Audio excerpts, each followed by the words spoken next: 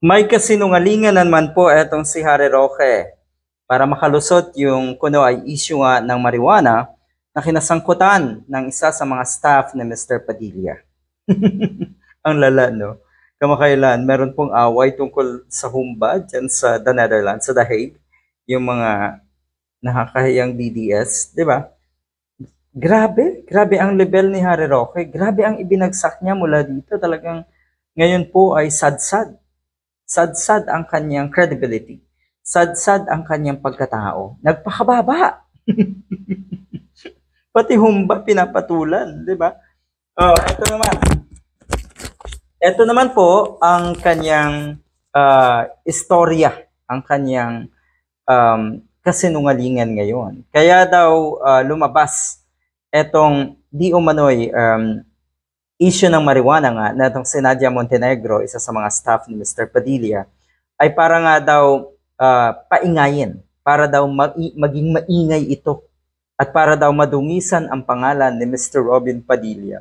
Por Diyos por santo, kung mahulihan ng katiwalian, kung mahulihan ng hindi magandang ginawa, ang mga DDS, halimbawa, yung mga nasa likod ni Digong, nasa paligid ni Digong, talaga ba ito ang rason nyo ginagawa ng issue para sirain ang pangalan? Ito talaga. Nakakagigil. Diba? Malaki daw kasi ang chance na itong si Padilla na manalo sa pagka-vice presidente sa 2028. Kaya ngayon pa lang daw ay sinisiraan na. Hindi niyo ba naisip na si Roque na karamihan sa mga senador dyan ay mga pro-Duterte? At sino ang gagawa ng issue na yan? Sino ang mag-iimbento ng issue na yan na idinidikit kay Mr. Padilla? O ay magpa-imbestiga kayo doon sa mga sergeant at arms na 2 beses na palang nahulihan etong si Nadia Montenegro. Ganun lang kasimple yun. Ang lala. Oh, taga Luzon yan. Dala-dala niya yung boto ng Luzon. Ayan. Gina-justify niya na malakas daw kasi etong si Mr. Padilla. Kaya ngayon pa lang ay sinisira na ng kung sino man.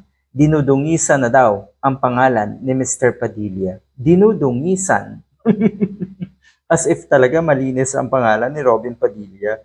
Por Diyos por santo ka, Mr. Roque, Harry Roque.